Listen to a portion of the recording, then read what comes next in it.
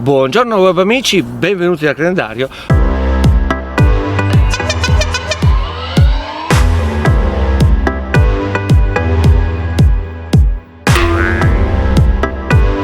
Oggi ho deciso di andare a cavallo e adesso vi faccio vedere come. Ma eccolo qua il cavallo, ragazzi, della Mach-E Ford, Mach-E Mustang, come vedete, anche se di Ford, come vedremo, scritte ce ne saranno veramente poche, forse uno o due, perché ovviamente da tutte le parti avremo il logo della Mustang. Volevo ringraziare la Ford che vedete alle mie spalle, qua alle porte di Vercelli, la nuova Sakar, che mi ha dato la possibilità di provare quest'auto e non solo. Quindi se volete comprare una Ford e soprattutto una Mustang Mach-E, recatevi qua che vi faranno un ottimo prezzo e un preventivo. Che dirvi, ragazzi, sapete che io già giro in elettrico da un po', ma devo dire che questa auto, nonostante che io ho una Tesla Model 3, mi affascina veramente molto. Primo perché è un SUV, come vedete, un SUV coupé, e mi piace veramente tantissimo come ha queste linee particolari che adesso andremo a vedere, e anche all'interno devo dire che mi piace parecchio. La cosa che mi ha colpito di più è il fatto dell'assenza delle maniglie. Come vedete, né davanti né dietro abbiamo le maniglie. Ha questa linea sinuosa così aerodinamica, proprio appositamente studiata per avere meno attrito possibile, visto che è elettrica, per avere più autonomia, e si può aprire facilmente schiacciando il pulsante e tiriamo da questa piccola, vedete, questa piccola maniglietta. Adesso vi faccio vedere da vicino. Qua abbiamo anche dei numeri dove si può anche mettere un pin per schiacciare, oppure con l'app del telefono possiamo anche aprire col telefonino. Posteriormente la stessa cosa, la porta dietro vedete che si apre leggermente, possiamo infilare la mano dove ha un rinforzo in gomma in modo da non rovinare la carrozzeria. Come vi dicevo, una volta aperta, infilando la mano possiamo tirare e aprirla, ma è stata studiata bene, perché se noi apriamo la porta e infiliamo la mano, anche schiacciando, vedete, io adesso ho la mano sotto ma senza mano, vedete, aperta, non si chiude, mettendo tutta la mia forza non si chiude, bisogna aprirla leggermente e in questo caso poi si chiude. Devo dire che è un'ottima idea. Ovviamente anche quella davanti fa lo stesso sistema, come vedete, bisogna aprirla per poterla chiudere. Questi sono i numeri che vi dicevo per poterla aprire con il pin. Guardandola posteriormente, questo SUV coupé, possiamo vedere lo stile Mustang con i fari, come vedete, con tre luci separate, un po' sembra un po' un artiglio classico dello stile Mustang. Altra cosa, mentre siamo nella parte posteriore abbiamo questa scritta qua, che vuol dire che questa versione è una 4x4. Ovviamente il bagagliaio possiamo aprirlo sia con il piede oppure schiacciando un tastino qua sotto. Bagagliaio, devo dire, molto generoso, adesso lo andiamo a vedere.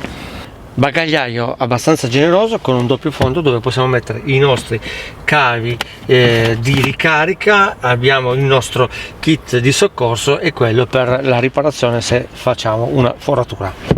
Come vedete anche il frazionamento 60-40, e mi piace molto questa tendina che avevo già visto sulla Kuga, molto pratica per la privacy, dove ovviamente possiamo anche levarla, e devo dire che a me piace un sacco. Ok, chiudiamo e andiamo a vedere il resto. Quello che mi piace di questa auto è il contrasto che ha, in questo caso con questo colore e con il nero, devo dire che risalta molto bene. Se voi vedete, l'occhio guarda questa linea qua che scende e vedete fa proprio una linea coupé, ma in realtà vedete che ha questo altro colore del nero qua e inganna un po' l'occhio, ma in realtà ovviamente qua c'è più spazio, più altezza per la testa. Noi avremo con l'occhio che sembra una coupé, ma in realtà è un SUV a tutti gli effetti. Oltre alla mano posteriore, come abbiamo visto prima, nella parte anteriore potete vedere che abbiamo ancora uno scomparto con dello spazio, con dei separatori che, volendo, togliendoli, possiamo, come vedete, usufruirne ancora di più e abbiamo più spazio. E come vedete in questa configurazione, vedete anche non male, ha le pinze rosse sia anteriori che posteriori, che risalta un po' la sportività dell'auto. Di qua abbiamo lo sportello della ricarica. Come vedete abbiamo la ricarica Mennekes tipo 2 trifase, ma abbiamo anche quella tipo 2. Riprendiamo l'anteriore ancora un attimo. Come vedete i fari anche qua come dietro hanno questi tre graffi dell'illuminazione, oltre ai fari interni ovviamente. Questi sono quelli diurni. Cosa particolare, come vedete il muso è tutto chiuso essendo elettrica, ma se noi vediamo qua ha delle griglie sia a destra che a sinistra dove vengono aperte per far entrare l'aria, per raffreddare la batteria quando necessita. Ok ragazzi, basta perdere tempo, entriamo in auto, vediamo un po' com'è e come va. Eccoci qua all'interno, vi faccio una carrellata, una panoramica di quello che abbiamo quando saremo su quest'auto. La prima cosa che vedete è questo display centrale enorme da 15 pollici messo in maniera verticale, e abbiamo uno display circa da 8 pollici come vedete di fronte a noi. Questo volante con un pochettino di comandi, abbiamo il tunnel centrale qua con la ricarica wireless, porta USB e anche attacco C vedo, porta bicchieri ovviamente, e abbiamo le 4 frecce, molto intelligente metterlo qua invece che metterlo sempre dalle parti sparse, e freno a mano. E come vedete la rotellina dove possiamo mettere parking, retromarcia, folle, marcia avanti e la marcia lunga per consumare diciamo un po' meno, per avere nei viaggi lunghi un po' più di risparmio energetico. Devo dire mi piace un sacco questa plancia con questo tessuto dove nasconde anche l'impianto audio bio, oltretutto un impianto audio non indifferente con un subwoofer dietro, e anche le linee nella porta, come vi faccio vedere, sono abbastanza armoniose, molto carina anche la leva, mi piace, vedete qua per l'apertura della porta. Diamo anche una carrellata alla parte posteriore, come vedete il pianale è dritto, ovviamente avendo le batterie sotto il pianale, come vedete è tutto dritto qua, non ha nessun tunnel, non ha niente, anche qua ha le prese di ricarica USB. Devo dire che è proprio bella, anche i sedili trapuntati in rosso, questa è anche il tetto panoramico come potete vedere, ve la faccio vedere un po' dappertutto, un po' da vicino.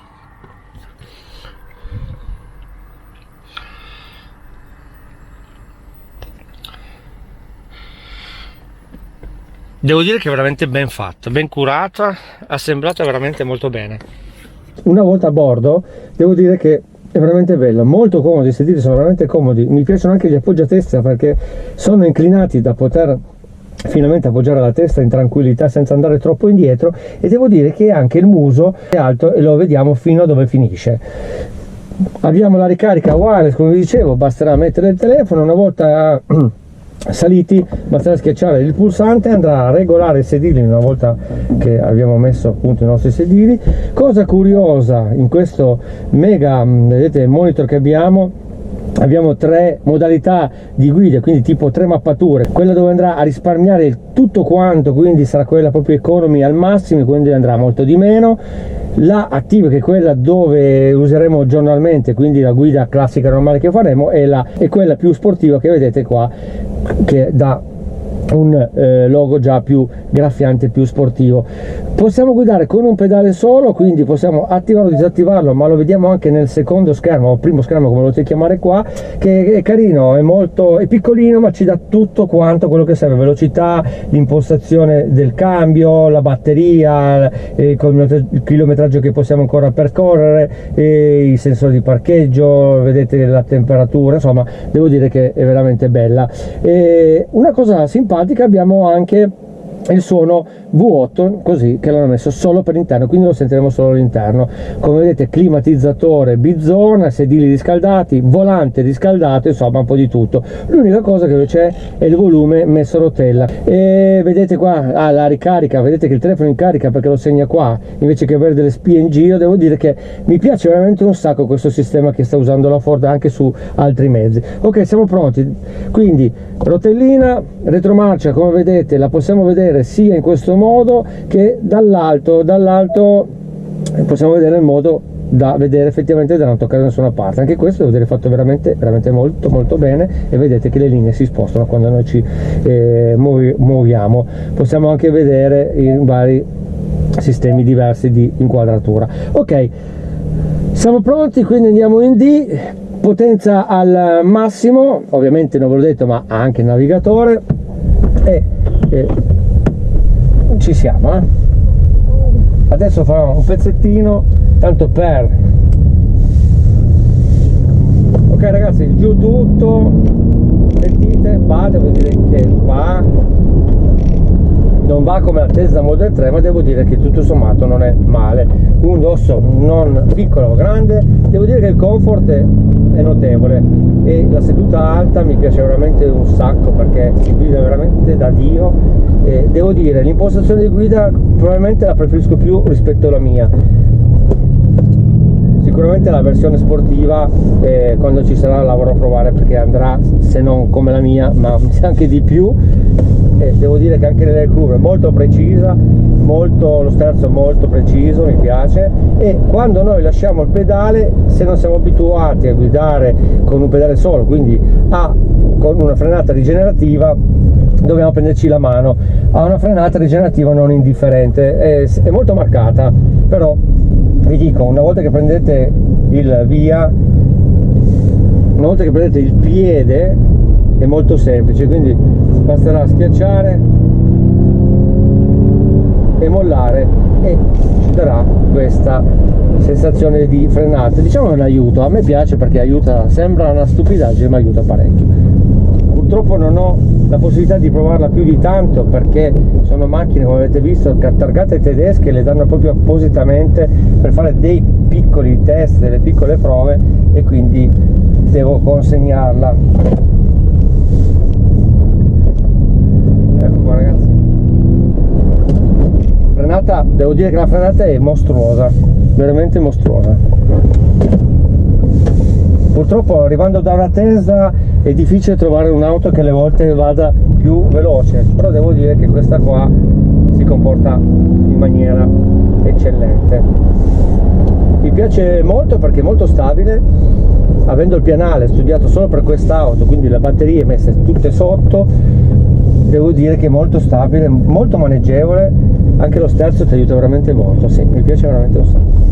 Se tornassi indietro farei difficoltà a scegliere tra la Tesla e questa, vi devo dire la sincera verità, perché un SUV coupé così è molto pratico, soprattutto quando apriamo il portellone posteriore rispetto alla Model 3 che ho io, si carica molto di più. Ovviamente quando io l'ho preso non c'era neanche la Model Y, la Model Y come la volete chiamare, quindi c'era solo con questo portellone qua. Comunque devo dire ragazzi che hanno fatto veramente un ottimo lavoro. Un'altra cosa che mi è piaciuta molto è l'illuminazione che ha nelle portiere dove ci sono le tasche porta oggetti. A me piace un sacco perché di notte, quando l'auto è più o meno illuminata da tutte le parti, mi piace veramente molto. Devo dire ragazzi che purtroppo la mia prova è terminata, ci vediamo a un prossimo video. Ciao ciao da Credendario.